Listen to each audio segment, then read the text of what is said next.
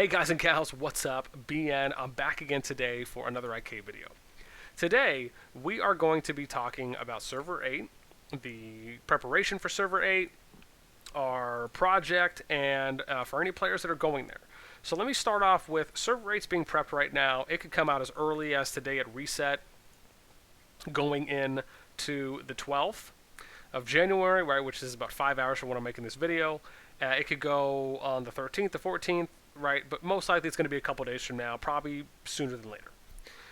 Now with Server 8, if you are someone going to Server 8 and you're interested in joining our project, our group, some of our alliances, or not, and you just want to be a part of Server 8, I would highly recommend joining our Server 8 Discord. And it's going to be a Kingdom Discord for everyone. We're going to have chat set up for all the players. We're going to have a special chat for any alliance leaders that are within the top 15, top 20. We might extend that as well. That'll be an opportunity for players to discuss things amongst themselves. And then we'll have, so it'll be like a general R5 chat or an R6 chat, and then we'll have a council chat too as well. And that might be for like the top 9 alliances, plus or minus, just depending. And that'll be to kind of do bigger discussions and then communicate that to some of the other alliances. To all the alliances as well, right, for things that are happening. Now, outside of that, right, I'll have a link to that in the description down below for anyone that's going to Server 8. You guys can join.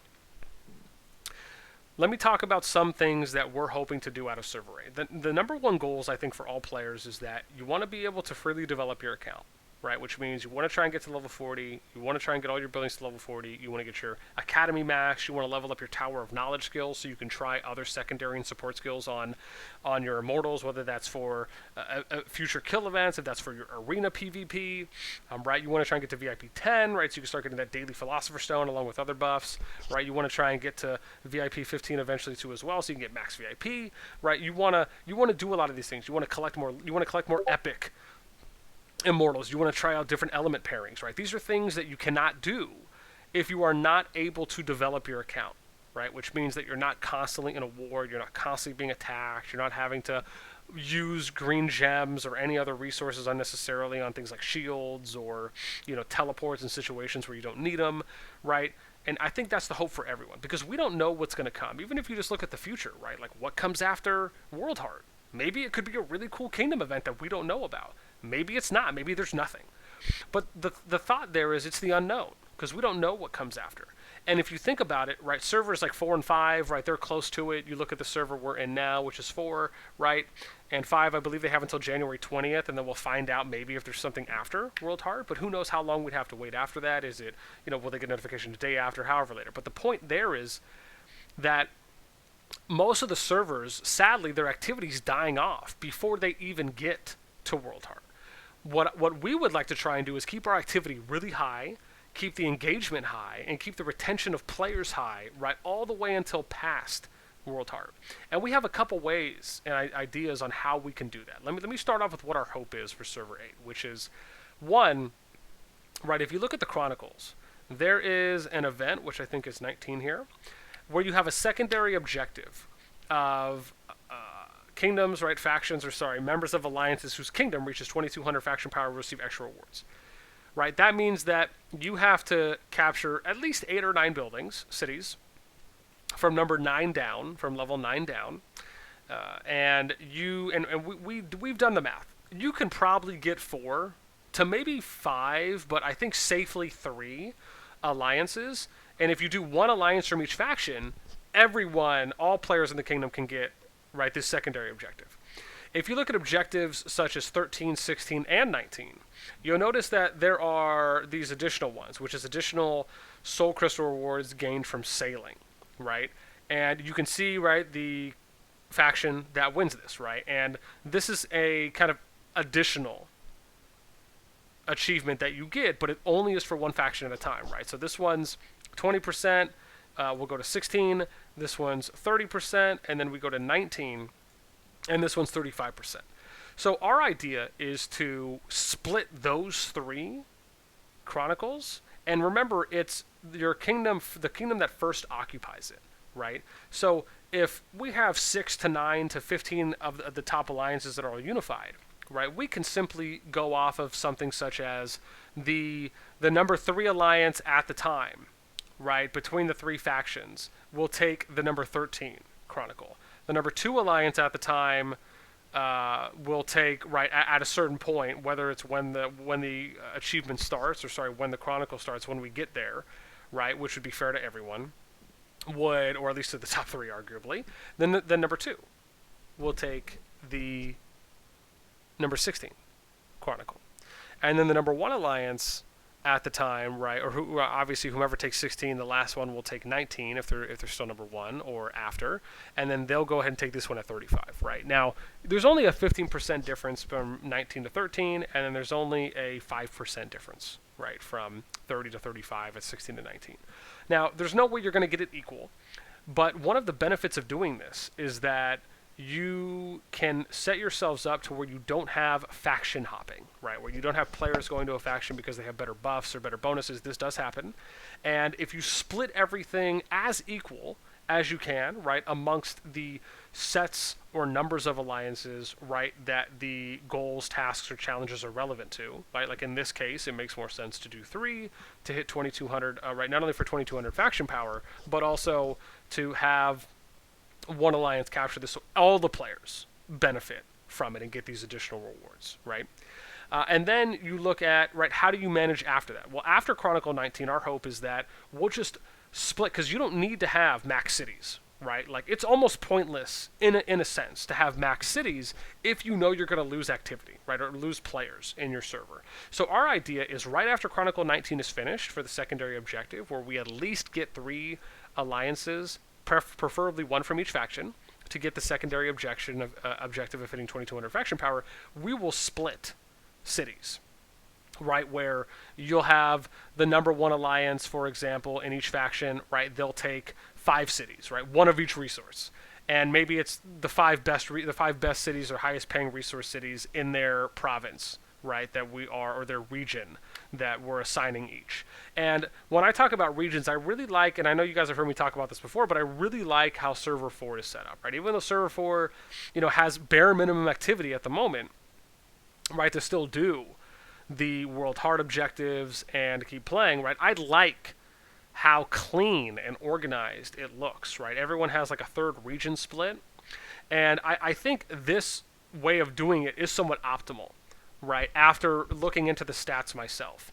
The way that Server 4 has split up their regions, and I don't know who was in charge of doing this or not, but after I crunched the numbers myself, what I realized is that if Red had all of this, these 4 cities up here, and then if they had these 2 over here, and then the 1 from Green, it's an equal split. If you look at the distribution of city buffs, it's completely equal down the middle.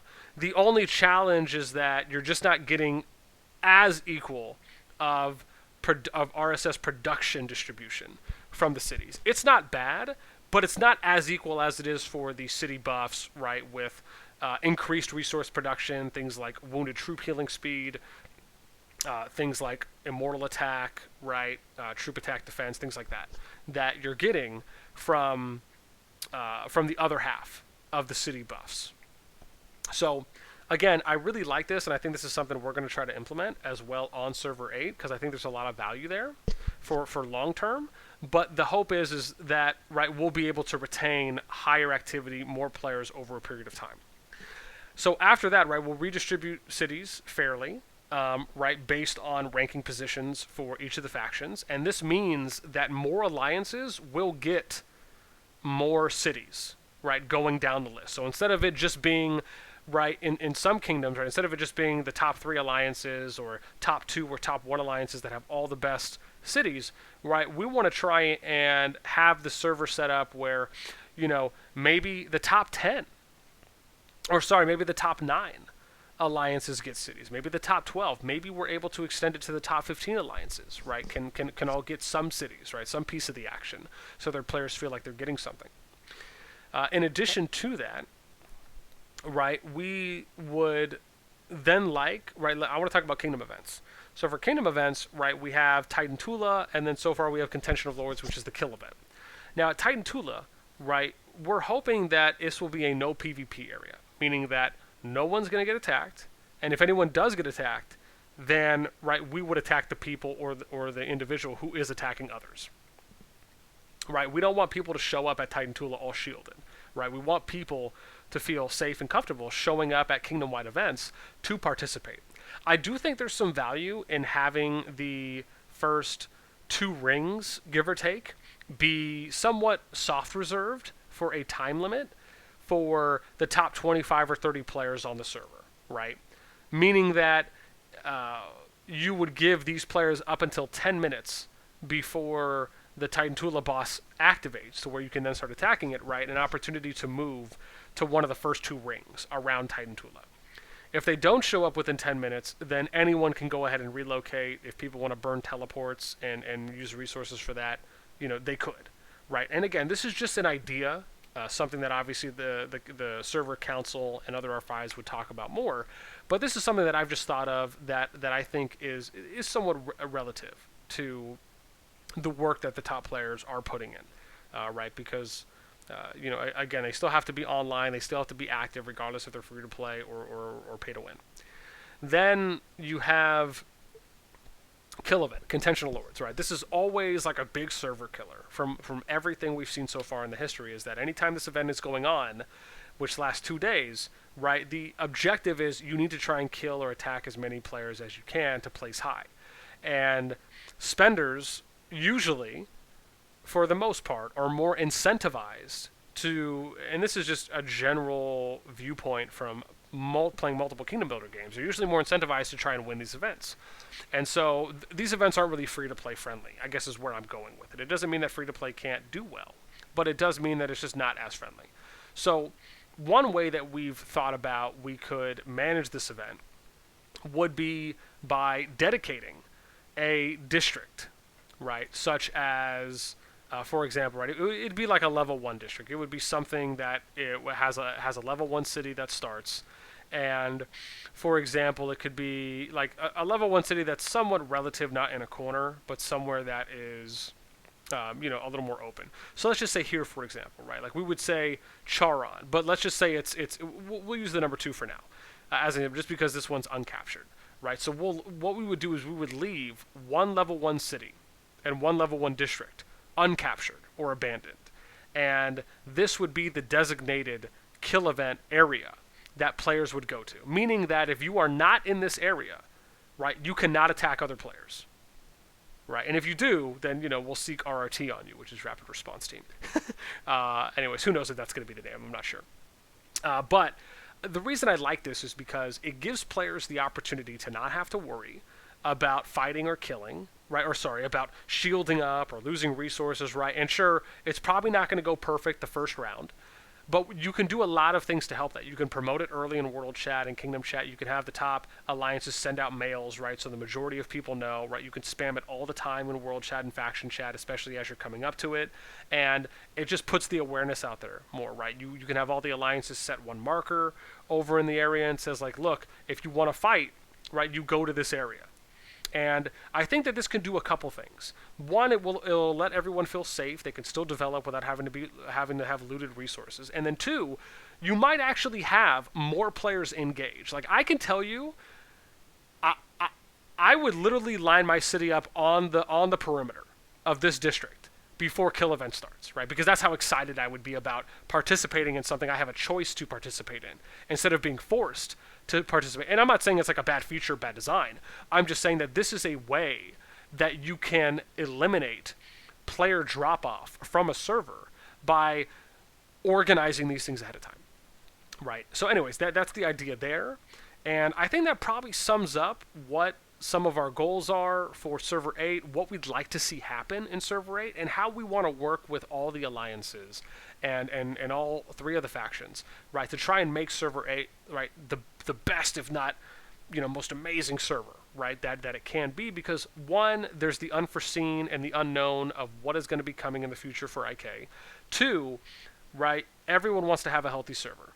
Right, we can even do fun community events such as Alliance versus Alliance, battles in KE, right? where we organize it in the district outside of kill events. Like if people want to participate in those, we might hold those on weekends, right? And we'll record it. We'll show you guys these alliance versus alliance battles, and it won't be lopsided. It won't be like the number 1 alliance versus the number 10. It'd be like the number 9 versus the number 10, right? Like these, in my opinion, I think are really cool things we could do these fun side events with. Similar like you would see in like an Ark of Osiris and Rise of Kingdoms, right? But except it'll just be kind of community organized, right? Where maybe you'll have 20 players from each alliance or 25 players from each alliance that are evenly matched, and they'll set up on the perimeter sides of here, right? So like as an example, they'd be here, and then at reset or at a certain time that everyone is good to go, right? They'll start it, we'll record it, it'll be like a fun match that we can commentate. I mean, dude, the sky is the limit, right? I mean, I'm just like Jimmy Neutron brain blasting it right now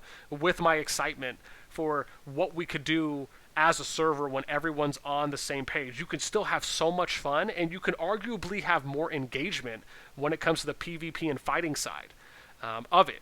And so anyways, I'm just excited for Server 8. I hope you guys enjoyed this video. I definitely didn't want it to be 15 minutes, but if you enjoyed everything I talked about, then obviously that is that much more enjoyable and happy for me to hear and to see. For those that have any questions, guys, please feel free, and gals, of course, I always have to make sure responses are gender neutral, is make sure you post a comment in the description, or excuse me, at the bottom of the video. And again, don't forget, in the description down below, you guys can join the Server 8 Discord, regardless if you're someone who's interested in joining our group for Server 8, or even if you're just a player or another alliance that's heading there. We would love to have you there to communicate, to discuss, to coordinate, and that's the hope. So I hope you guys enjoyed this, and, you know, as always, this is like a version 1 or V2 plan, if you will, for what we had from what we came from Server 6 on, and we're really hoping to see, and we're excited to see, you know, really what we can do with Server 8, right, as a group, as a community. So with that being said, guys, take care, and until next time.